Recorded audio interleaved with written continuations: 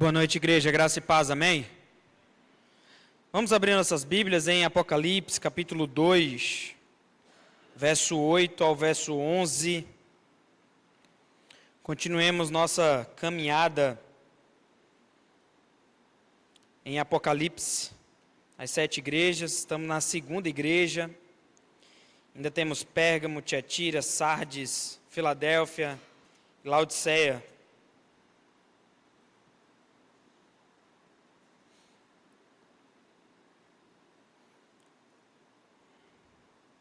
Amém?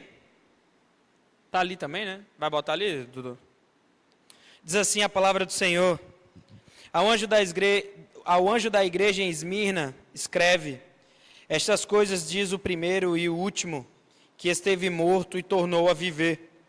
Conheço a tua tribulação, a tua pobreza, mas tu és rico, e a blasfêmia dos que a si mesmos se declaram judeus e não são, sendo antes sinagoga de Satanás.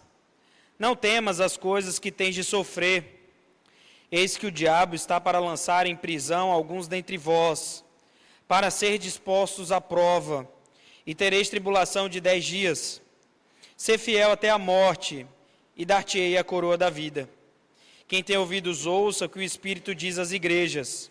O vencedor de nenhum modo sofrerá dano da segunda morte. Vamos orar ao Senhor. Pai de amor, nós colocamos nossas vidas diante de Ti, nós já cantamos ao Senhor, nós já ofertamos ao Senhor, nós já nos entregamos ao Senhor, declaramos quem é o Senhor em nossas vidas.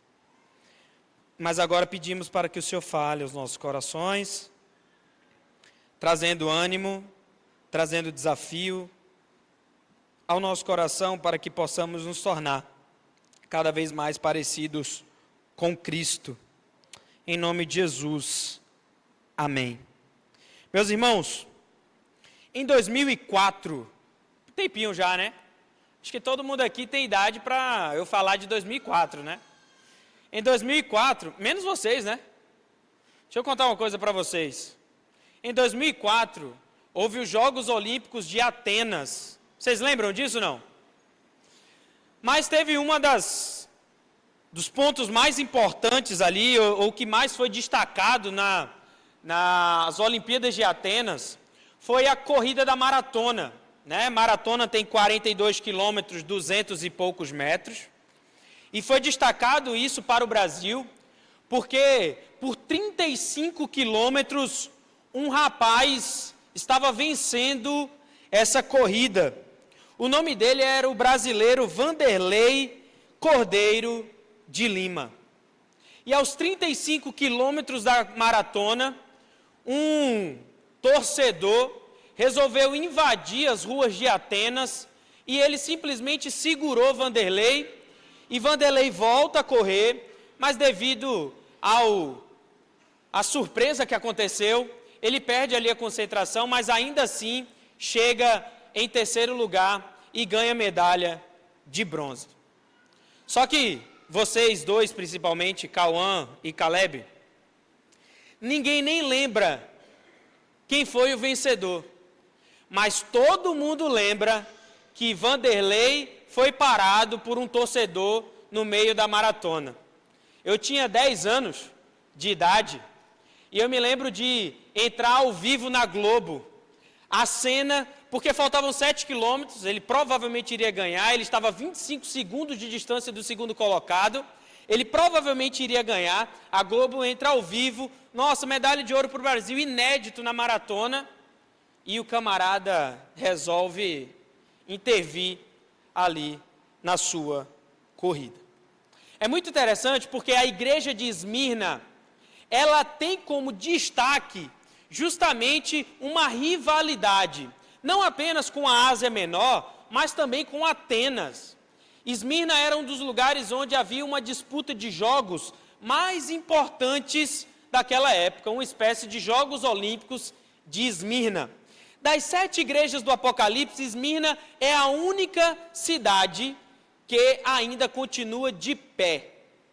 No ano de 600 a.C., ela é totalmente demolida, mas no ano 200 a.C., ela é totalmente restaurada e até hoje continua sendo um lugar, inclusive Edmilson e Ilza, um ótimo lugar para tirar férias, praias belíssimas, mar turquesa, um lugar espetacular para umas boas férias aí de verão europeu.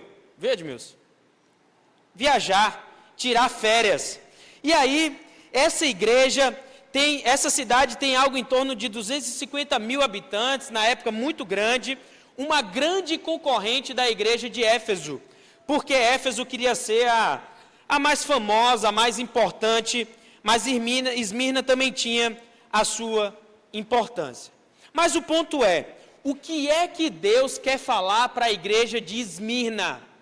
O que é que o Cristo ressuscitado, exaltado, quer falar para a igreja de Esmirna? Olha o verso 8 e acompanhemos até o verso 11, aquilo que Deus queria falar para esses irmãos. Ao anjo da igreja, ao pastor da igreja em Esmirna, escreve: Cristo falando para João.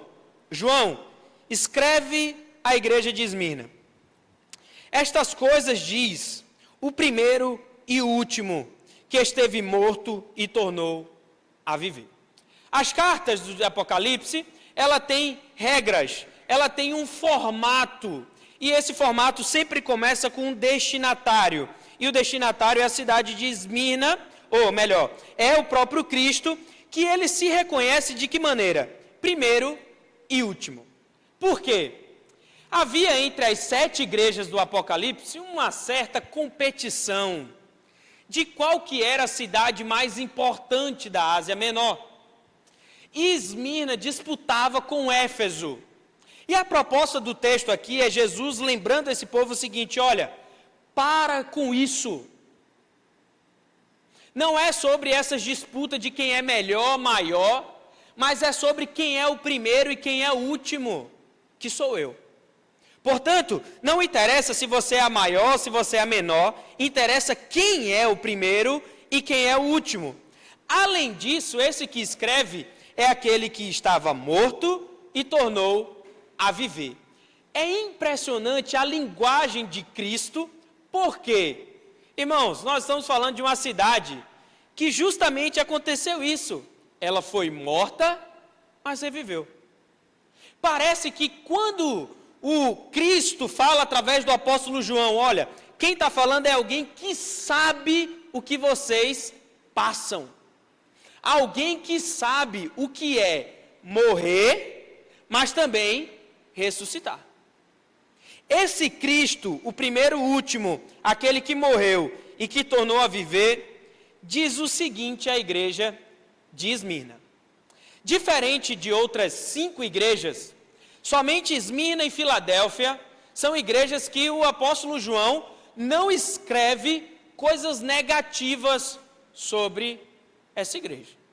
Isso precisa nos chamar a atenção.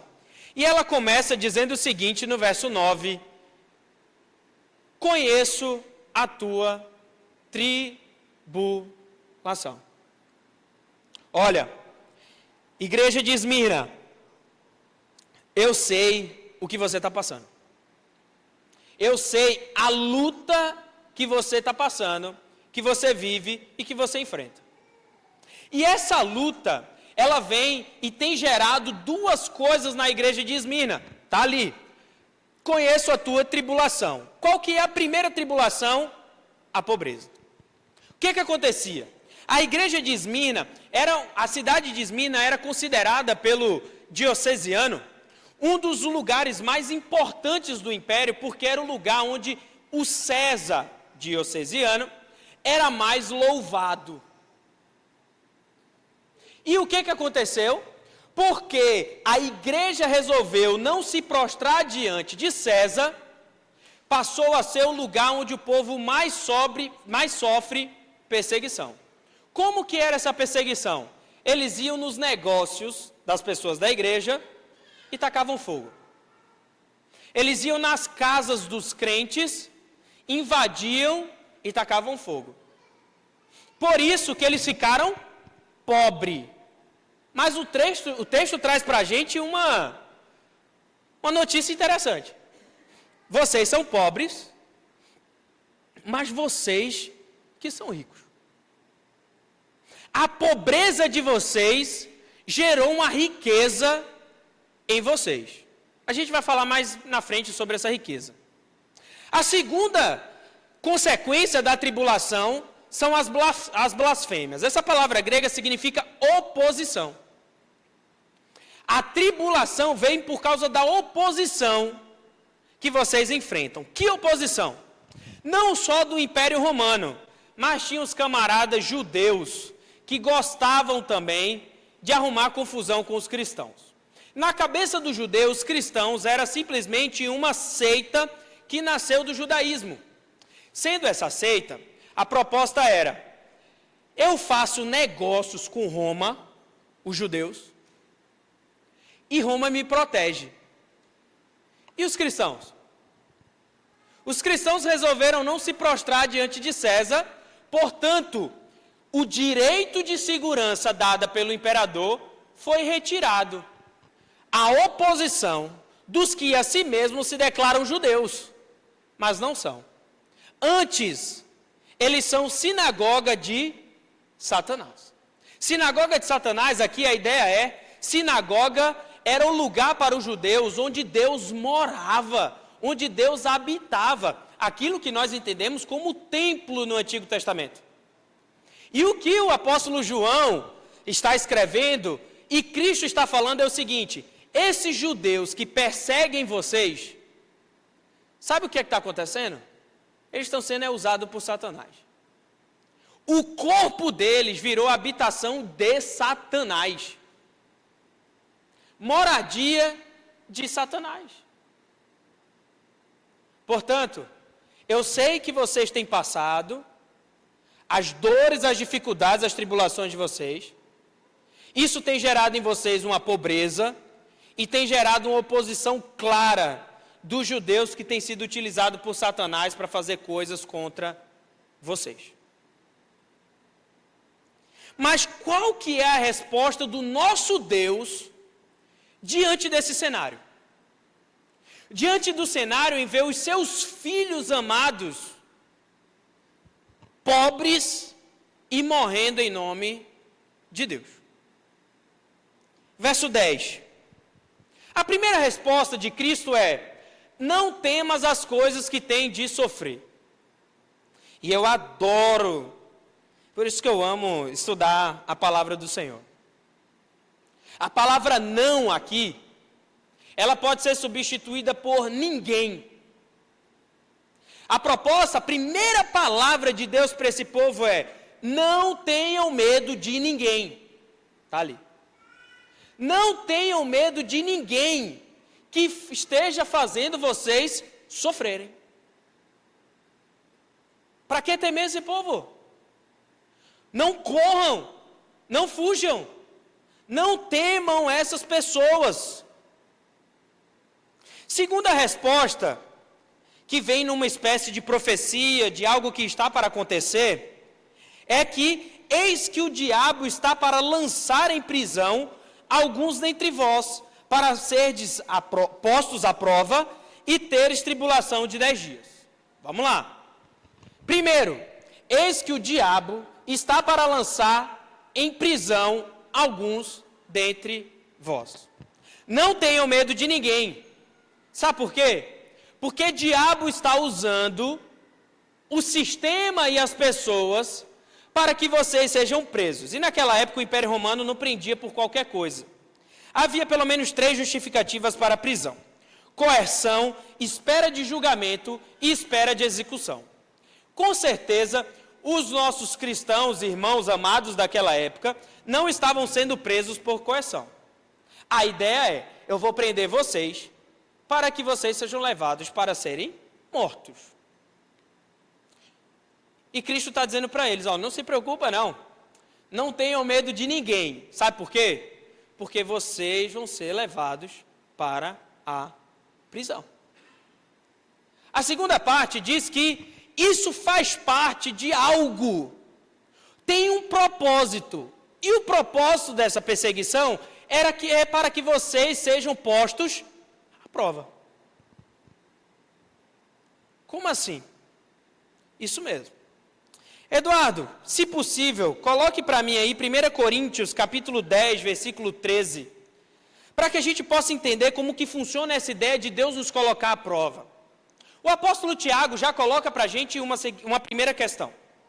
O que é provação e o que é tentação? A provação, ela vem de Deus e serve para que nós cresçamos em fé. E a tentação vem de Satanás e vem para que caiamos em fé. Olha o que diz 1 Coríntios. Não vos sobreveio tentação que não fosse humana. Mas Deus é fiel e não permitirá que sejais tentados além das vossas forças. Pelo contrário, juntamente com a tentação, vos proverá livramento, de sorte que a possais suportar. Não tenham medo. Vocês vão ser presos. Mas o propósito é para que vocês sejam colocados a provas. Que provas? Calma. Que eu não coloco provas nas quais vocês não conseguem suportar. Mas vocês precisam ser provados. Além disso, o texto termina, essa parte termina, pode voltar lá, Eduardo, dizendo que, e tereis tribulação de 10 dias. 10 dias de sofrimento. Vocês terão tribulação.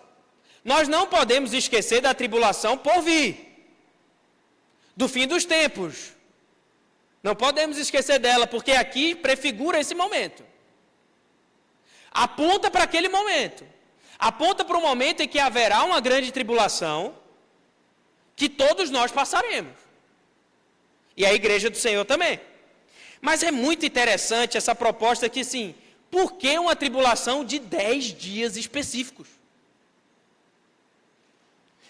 Existem 6 causas para os 10 dias. A primeira causa, se eu não me perder agora, né? A primeira causa é porque existe uma ideia de que 10 é o número perfeito. Por isso que tem a ideia do... Vocês já ouviram essa discussão? Amilenismo, pós-milenismo, milenismo histórico. Exatamente. Pré-milenismo. O 10 entendia um tempo completo, um tempo perfeito. E 10 gera 1000. A proposta aqui, no primeiro momento, é de que haverá um sofrimento por um período completo, mais breve. Completo, mais breve. Uma segunda proposta é que faz referência ao texto de Daniel, lá no capítulo 1. Lembra quando Daniel foi levado para a Babilônia e chegou lá, o rei falou que eles iam comer das iguarias do rei. E Daniel foi colocado à prova. E Daniel resolveu o quê? Não se contaminar com as coisas do rei. E quando o mordomo chega, ele fala bem assim: olha, não, eu não vou comer essas coisas, me dá tais comidas. O mordomo fala bem assim: mas você não vai crescer, você não vai engordar, você não vai ficar forte. E ele fala bem assim: me dá 10 dias. Eu preciso de 10 dias tendo essa prova, e eu provo para você que eu vou ficar melhor do que todos os outros. E Daniel e seus colegas passam 10 dias comendo aquilo, indicando um tempo limitado. Uma terceira proposta é que, embora esse tempo seja limitado, ele é suficiente para designar uma perseguição intensa. E uma das marcas do fim dos tempos é uma perseguição extrema à igreja. A quarta proposta pelos autores é de que o número 10 faz referência a 10 períodos de perseguição. Então a gente tem o período da queda, a gente tem o período de Noé. A gente não entende dessa maneira. Essa proposta é uma proposta que vai contra a nossa teologia e a nossa doutrina aliancista. Nós não entendemos. Essa proposta normalmente é dada por dispensacionalistas. Dispensacionalistas entendem o seguinte, que a palavra do Senhor é dividida por dispensação. Criação, Noé, Abraão, e assim vai até chegar Apocalipse, no final de Apocalipse. A gente não entende dessa maneira. Como que nós entendemos? Que a palavra de Deus é una e tem o mesmo assunto do começo ao final das Escrituras, apontando para a aliança que Deus fez conosco. A quinta proposta diz que esse número corresponde a um período literal de 10 dias. Também não dá. Por quê? Porque nós estamos falando de Apocalipse. E esse é um dos grandes problemas da interpretação do livro de Apocalipse. É tentar interpretar Apocalipse de forma literal, sendo que Apocalipse é um livro extremamente simbólico. Então, o número 10, ele mostra uma simbologia e não uma literalidade. Pessoas de linha mais pré-milenistas entendem dessa maneira. E por último, uma das propostas é de que esse é um linguajar muito utilizado pelos gladiadores. E normalmente quando a gente pensa em gladiador, a gente pensa logo no Coliseu, em Roma, aquela majestade toda. Mas existe na Itália, Elias, o italiano Marconi ali já está, eu vi, né? Marconi já até ouviu, eu vivi, né, Marconi? Eu vivi. A proposta é que existem vários pequenos coliseus na Europa. É tanto que existe o Coliseu de Roma, mas em pequenas cidades da Itália também existe coliseu. E existia uma ideia de que era 10 dias que o preso ficava preso, para depois ir para o embate com os leões ou com as feras que eles traziam da África, principalmente da Líbia. Qual que é a minha proposta dos 10 dias? Primeiro, é um tempo completo. Segundo, é um tempo limitado, ou seja, 1 hora o tempo da perseguição acabará.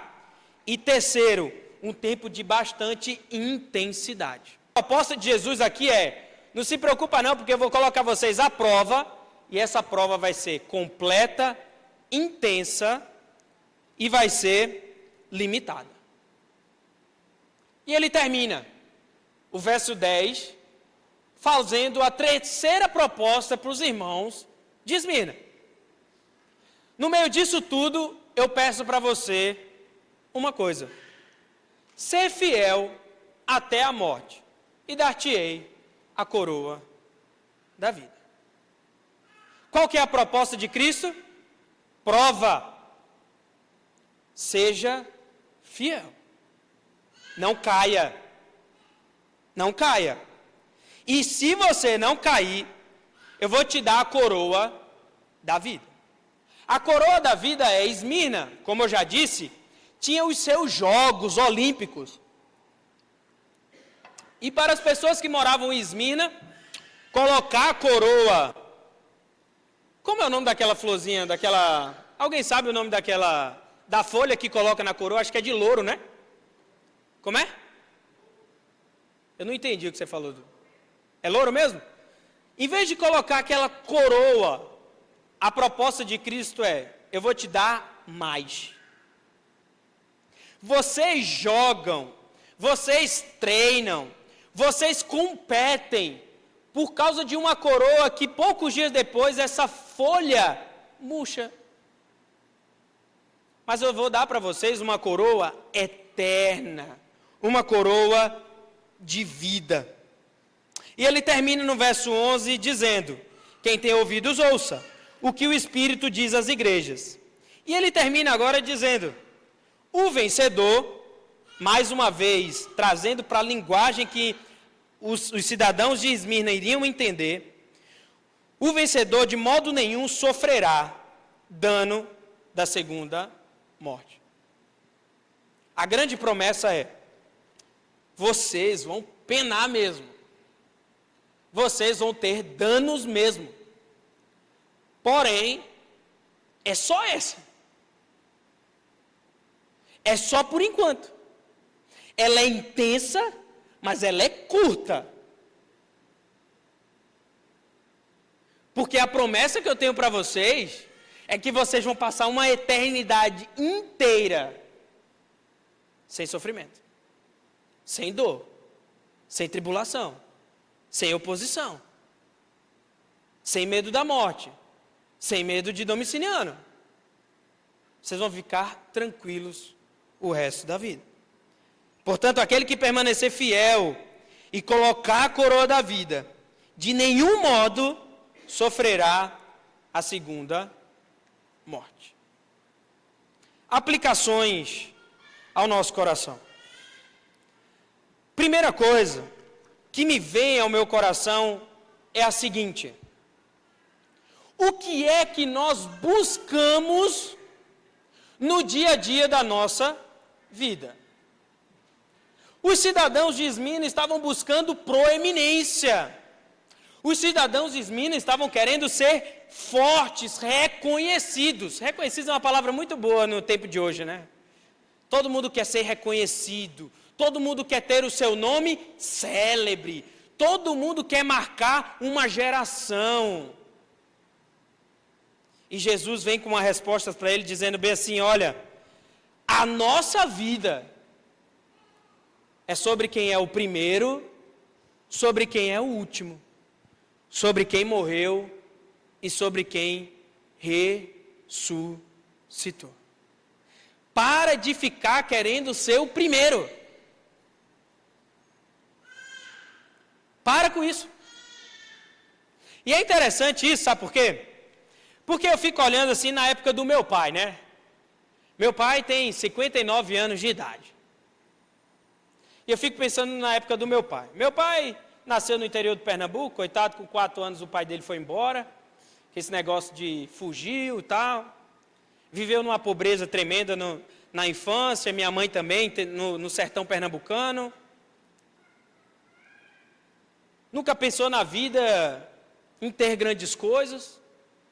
O objetivo do meu pai e da minha mãe, a vida sempre foi assim: se casar, ter filhos e criar do jeito que vai criando e vai fazendo. Aí, a geração de hoje não, né? A geração de hoje tem esse negócio aqui, ó. Aí, o Caleb, esses dias eu estava conversando com o Caleb quer ser engenheiro. Conversando com o Caleb lá.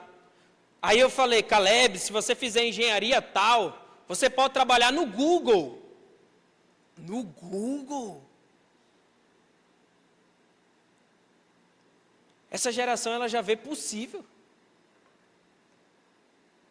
Essa geração, ela cresce achando que as coisas nascem do nada, fácil.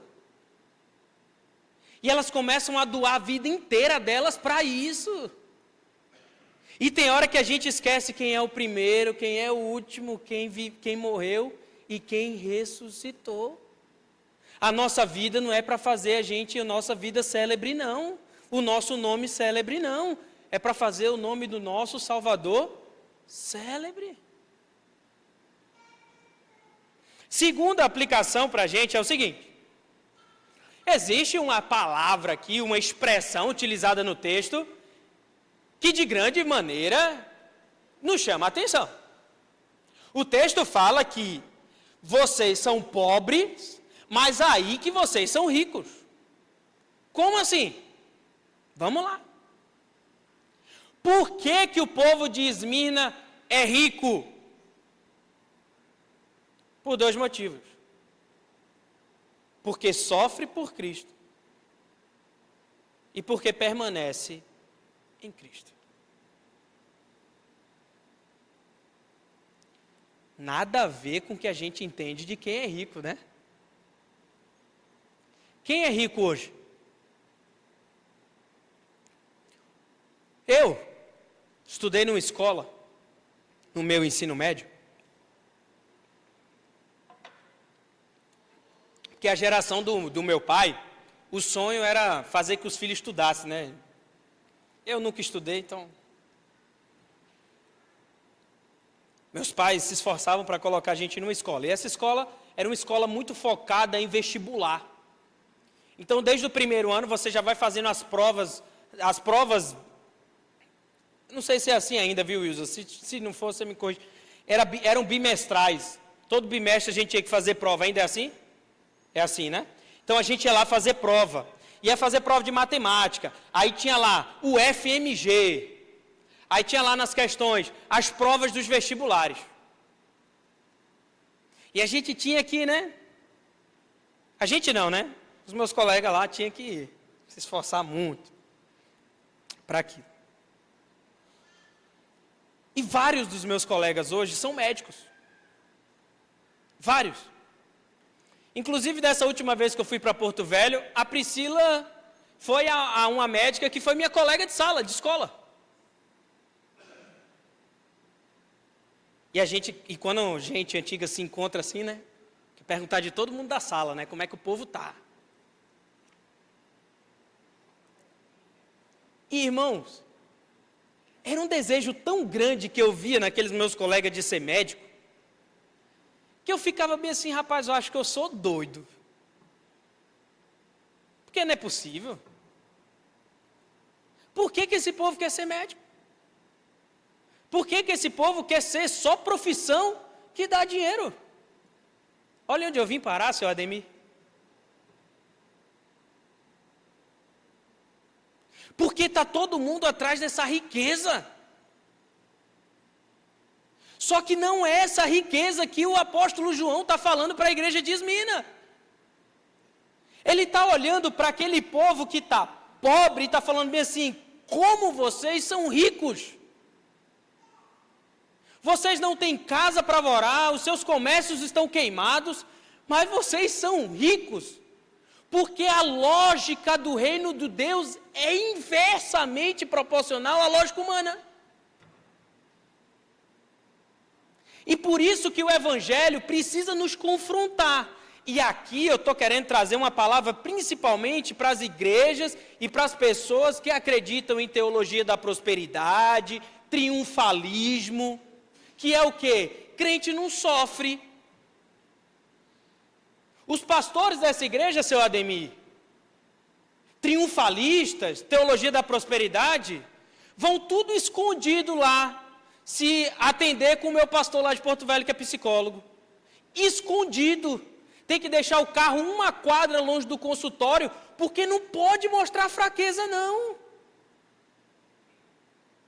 Eu sou forte. Eu só prospero. É só bênção. Aí o apóstolo João vem e fala assim, meu querido, você é rico, por quê? Porque tu é pobre. Porque tu sofre em meu nome. Como somos tentados hoje por causa desse negócio chamado riqueza. Terceira aplicação. A prova é instrumento de crescimento. Quando eu era mais novo, vocês dois aí, ó. Cadê o Cauã? Cauã foi para a salinha hoje? Cauã chegou para mim hoje de manhã e falou bem assim, pastor, a minha veia quebrou. Alguém já viu alguma veia quebrar? Quebrar? Eu nunca vi uma veia quebrar. Mas ele falou que a veia do joelho dele aqui quebrou. Quebrou não, só fez uma curva um pouco mais. Quebrou. Mas quando eu era menor, eu entendia de que assim, tem um período, tipo do Ítalo aí, que está em crescimento, que o corpo dói. Eu não sei se isso é verdade, né? Porque eu já estou velho também. Isso acontece mesmo, Elias? Acontece? Então, está valendo. Acontece. Agora, irmãos, se o crescimento físico dos nossos corpos, quando eles estão crescendo, dói, por que você acha que o crescimento espiritual também não vai doer? Por que você acha que você vai crescer espiritualmente em berço esplêndido? Por que você acha que você vai crescer espiritualmente na praia de férias? Não vai crescer. Amanhã eu tenho que ir lá para a academia treinar perna. Eu treino na segunda-feira perna. Eu já começo hoje a botar na minha cabeça que amanhã eu tenho que ir, porque é muita dor. Porque para crescer músculo dói. Aí espiritualmente, a gente quer ouvir palavrinhas só de bom grado, que você é especial, que você é único para Deus, que você é o centro da vontade de Deus. Para! Percebam o sofrimento como um ótimo período para crescer. Deus está puxando a gente. Nesses últimos 2 meses, falei isso lá na reunião do conselho, foram 2 meses bem difíceis para mim. Difíceis mesmo, fiquei conturbado no meu coração, inúmeros questionamentos no meu coração, dificuldade de entender algumas coisas que estavam acontecendo. Eu fui conversar com o meu pastor. E cheguei lá para o meu pastor e falei bem assim, cara, chama ele de Zé, né? Zé, é assim mesmo? Porque a impressão que eu tenho é que Deus está o tempo todo querendo me alargar, me puxando ao máximo. Ele falou bem assim, quer crescer? É isso mesmo. Quer ter uma igreja abençoada? É isso mesmo. Quer ser um homem? Quer ser um pastor fiel? Quer ser um marido fiel? É assim mesmo. O sofrimento é uma oportunidade que Deus nos colocou para crescermos espiritualmente. Quarto e último. Qual é a coroa que você quer receber? Qual é a coroa que você quer receber? Eu tenho conversado com algumas pessoas. Alguns anos atrás, eu conversei com um promotor de justiça. O Jonatas. Meu primo Jonatas. Meu primo distante. Conversando com ele. E uma das coisas que ele falou para mim, ele falou bem assim, Caio, meu plano é aos 47 anos sair da promotoria, porque aqui vai para frente não. Esses dias eu estava conversando com outro promotor de justiça. E ele falou a mesma coisa.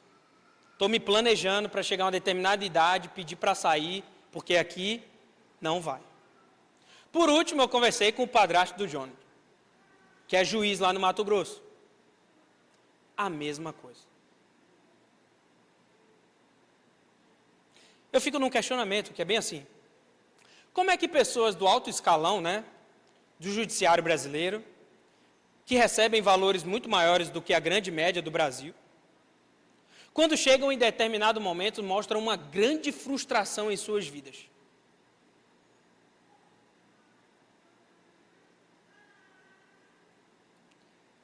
Porque às vezes, a gente quer receber a coroa errada. Não é sobre essa coroa. Não é sobre a coroa que esse mundo pode dar. Não é sobre as coisas que esse mundo gera no nosso coração. Mas é sobre uma coroa que foi conquistada por Cristo na cruz. E agora Ele está disposto a compartilhar com os seus filhos. Essas frustrações nascem de coração totalmente voltados ao mundo terreno. E eu volto lá para o começo. Não é sobre quem venceu, mas é sobre quem ganhou a coroa da vida. O tal do Vanderlei Cordeiro de Lima não ganhou ouro, mas ninguém nem lembra quem ganhou o ouro. para sempre na história do esporte olímpico brasileiro, Vanderlei Cordeiro de Lima será lembrado. A lógica é diferente. Quem vence no reino de Deus é aquele que está disposto a perder tudo para ser fiel a Cristo. Por isso que a igreja de Esmirna é rica, mesmo sendo pobre. Abaixa sua cabeça.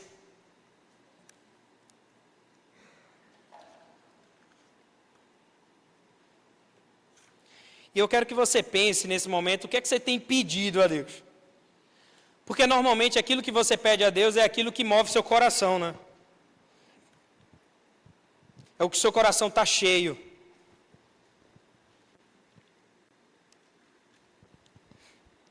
É aquilo que você está sedento.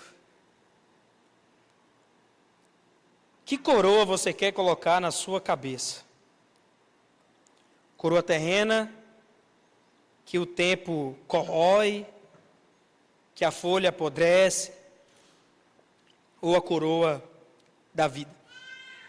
Pai de amor, nós colocamos nossas vidas diante do Senhor,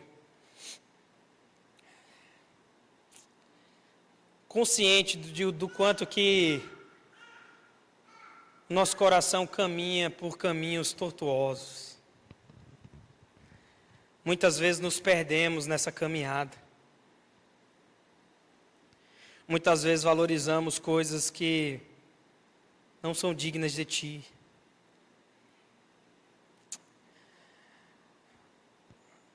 Reorienta o nosso coração.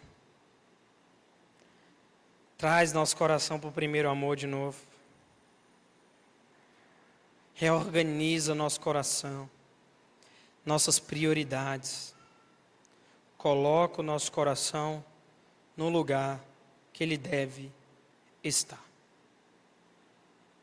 Com os olhos fitos no Senhor, ansiando pela coroa da vida. Nós clamamos a Ti, em nome de Jesus. Amém e amém.